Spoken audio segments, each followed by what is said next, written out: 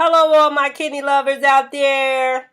I just want to come to you today to talk about hair types and hair porosity. I know in my last video, I talked about a little bit about, having end-stage renal disease or chronic kidney disease and dealing with hair loss, hair thinning, and some of the reasons why you may be going through this. If you're unaware, or maybe you're a dietitian or nobody has talked to you about it, or nobody at your facility or at your doctor's office has talked to you about it, I did discuss a few of the things. There are other things. I forgot one thing I did forget to say was medications as well. Certain medications, people who are dealing with thyroid problems, who have, deal with hair loss and hair thinning and things like that. So that's another thing. But with those type of issues, you really want to talk to your doctor and what you can do to help prevent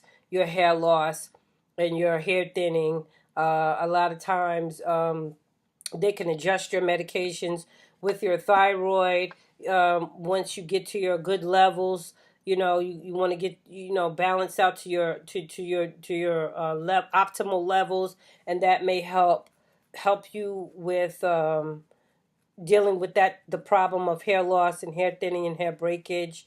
But for the most part, this video is going to be about hair types and hair porosity, for you to know your hair type and hair porosity so you will get the optimal results. I'm going to be doing a video on certain products. That's just products that I think that may help people in this dealing with end-stage renal disease, chronic kidney disease, that are cost effective, that you can find in your local Walmart, that you can find in your local dollar store, your Dollar General store. They have them really, really at good prices. So what I want to tell you now about is knowing your hair type and knowing your porosity of your hair is optimal for you to be able to get the optimal results. I mean, the best results. Optimal, best, same same word, out of the product that you use.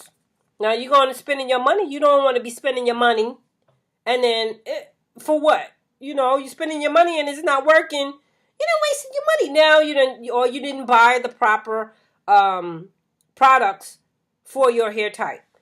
Now, first we're going to start out with porosity, because that's a little easier to explain than hair types. Porosity is how easily your products penetrate your hair, or how resistant your hair is to the penetration of these products. Low porosity hair, your hair shaft, those layers are laying tight. You're not getting anything in there, or I should say, and you're not getting anything in there, but it takes a while for it to be absorbed. If you have low porosity hair, you will find that if you put some water on your hair, it's just going to sit on your hair. You will see the beads of water on your hair, and it's just going to sit there. It's going to sit there. It's going to hang out and just chill out and be like, hey, what you doing? Talking to each other, whatever they doing up there in your hair. But that's what's going to happen. The same thing with your product. It's going to lay on top of your hair. It's not going to penetrate. It's going to lay on top. So you have to go through measures in order for it to penetrate. Low porosity hair, if you want it to penetrate your hair, you're going to have to add some sort of heat. Moist heat, that is the best. You don't want to add, I'm not talking about flat irons or curling irons or blow dryers or anything like that. If you are conditioning your hair, if you are washing your hair, you're going to use, when washing your hair, you're going to use a warmer setting of hair. So those little layers on your hair shaft open up and let that product penetrate into your hair shaft. You want it to reach the inner layers, the cuticle, whatever the hell it's called. You want it to reach that. You don't want it to stay like this. One of the ways to test your porosity for your hair is you can take a strand of hair, you can drop it into a glass of water, small glass of water. If it floats on top and it just stay floating, I've seen a video where a girl told me, she said that she put it in there 2 days ago and it was still floating. That's some low porosity ass hair. Now, that's really low. But that's a trick that you can find.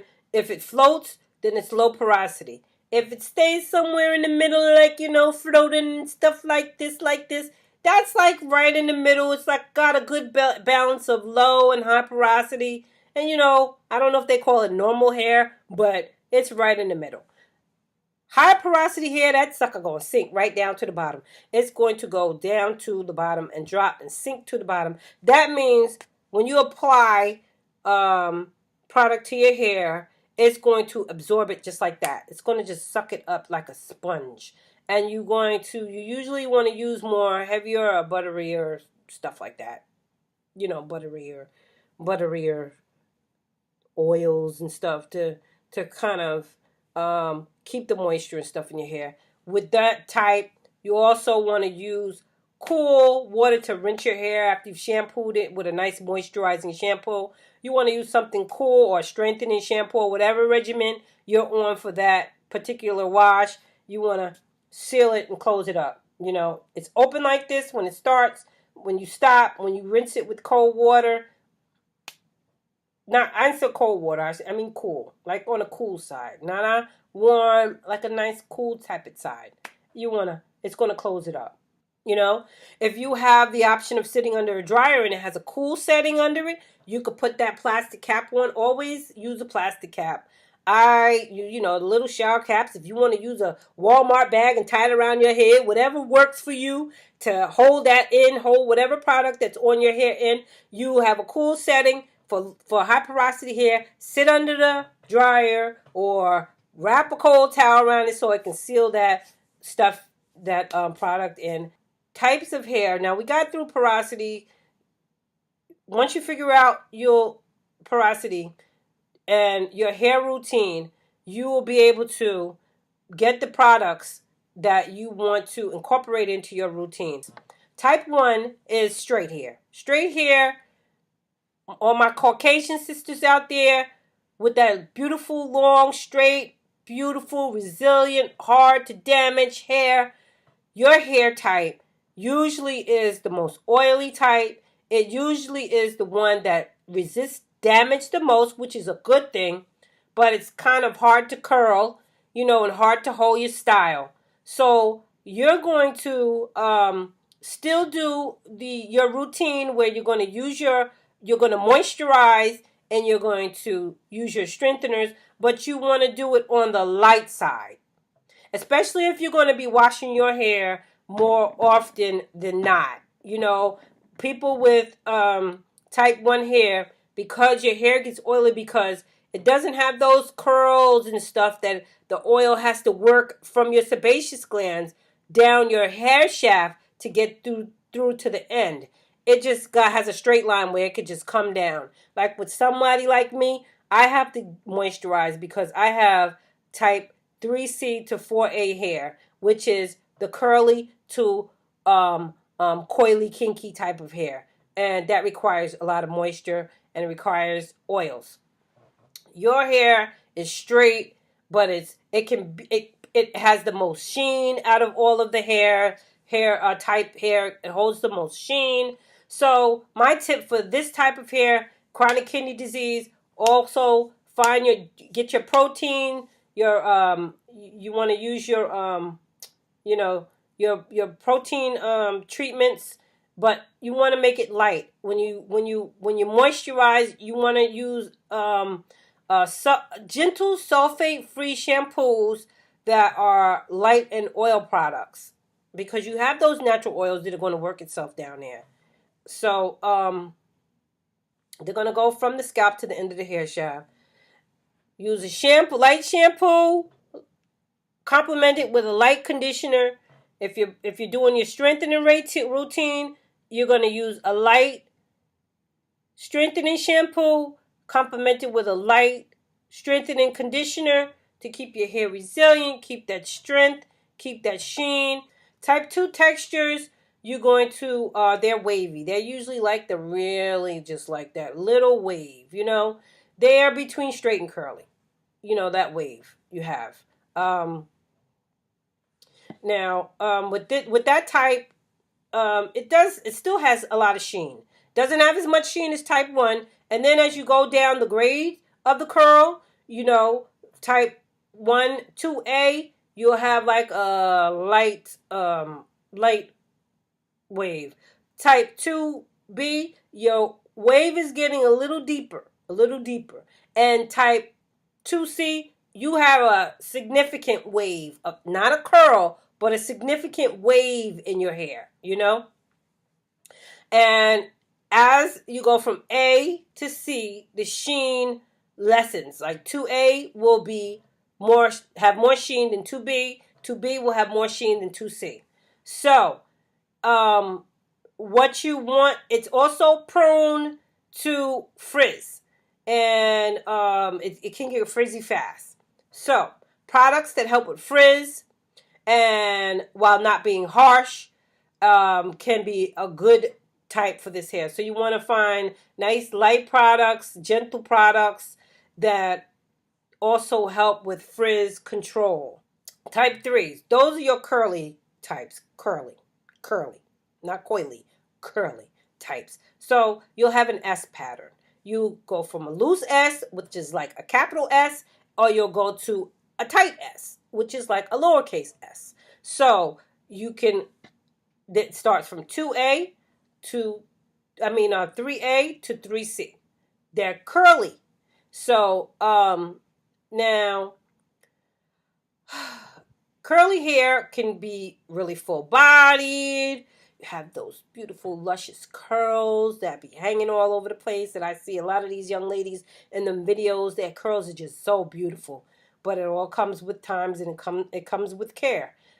If you have that type of hair and you're experiencing the hair loss, also again, you're going to get your regimen, and you're going to find out what type of hair you have. What porosity your hair you have, and you're going to choose your regimen according to your type. You already know what porosity. You already know what you have to do to get that stuff in or keep it sealed in, to either get it in or keep it in. You know what you have to do with that. But it is prone to a lot of frizz, and especially in humid weather, I should say. And it's also prone to damage. So along with the frizz, you can get some, it can be damaged easily. So if you don't care for it properly, it can become dull and dry. So you want to add moisture. You want to have a routine where there's you like a strengthening routine, and you want to have a moisture routine. Type 4s, which is what I believe I have in a large portion of my hair, and I also have type 3C in a large portion of my hair. I even have a little type, I think on the top of my hair right here, I have a little type 3A. It's like, it's mixed up. This is all mixed up. But type 4s are coily, and they're also called kinky. Now, with type 4 hair, moisture is the key. If you don't moisturize your hair, it can get brittle, and it can be very, very prone to damage. It is actually the most fragile of the hair types. People think because they see the coils and it looks like it's tough and hard. No, baby. It will break. Especially if your hair is long enough, if it's, going to be rubbing on clothing or anything, your ends are really, really prone to breakage. So I try to pay special attention to my ends of my hair, but baby, this stuff right here, this week, no go. So this is the most fragile out of all the hair types. It requires lots of moisture to keep its elasticity and prevent breakage. For this texture, moisture, that's the key. You want a moisturizing shampoo, a moisturizing conditioner, a moisturizing leave-in conditioner, a moisturizing styling product, and that is what I'm going to be using on my hair today. This routine is, I'm just going to be doing. I'm doing a co-wash this time because I don't want to wash again. That just takes too damn long. Excuse me for cussing, but I cuss. Anyway, so now with this type of hair, you do want a lot of moisture, but you don't want to over moisturize your hair. And over moisturizing your hair can also make it prone to damage, because when your hair is wet, it feels gummy and gooky, and you can't get your fingers through, and it just tangles easy. It just feels nasty. And that's when your hair has too much moisture. If it doesn't have enough moisture, your hair is going to feel brittle. It's going to feel dry. It's not going to have that elasticity. When you go through it, it's going to break. Your ends are going to snap. When you comb your hair, you won't see all full hair falling out. You'll see pieces, little in pieces. So that's when you'll know your hair probably needs strengthening, whatever, like a protein treatment to kind of help it strengthen, and also moisturizing. An intense moisture, a deep condition. Now, with all of these hair types, one of the main things that it is important, it's very important, especially with people with renal complications. Ever so often, the hair needs to be treated with a good protein treatment, or deep conditioning, or intensive repair treatment containing protein. You want to utilize protein because your body's going to be low in protein, so you're going to utilize it. I wouldn't say protein your hair every single time you do your hair, but I do mine once a month. I do it because my hair likes protein. It likes it. It just likes it. I want to make my hair strong. I want to re-strengthen my hair at least once a month. At least one. Some people say, "Oh, girl, that's too much. I can't take that. That's too much for me. I don't do it but 6 months, every 6 months, or every year, or whatever." Me, I like it once a month, and that's just me.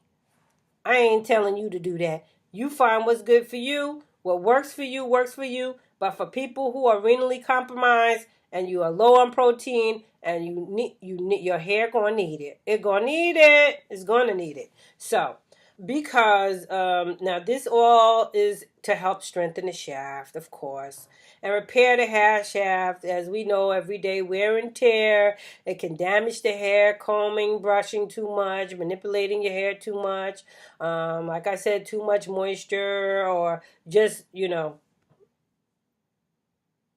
find what's good for you. But protein is going to work for you. It's going to work. You're going to need some protein in there in your hair care. So that's my little video. It might have went a little longer than I expected it to. It always goes longer than I expected to. But I'm done. To all my brothers and sisters who are in the struggle, I give you strength for the journey. And with that, I'm out.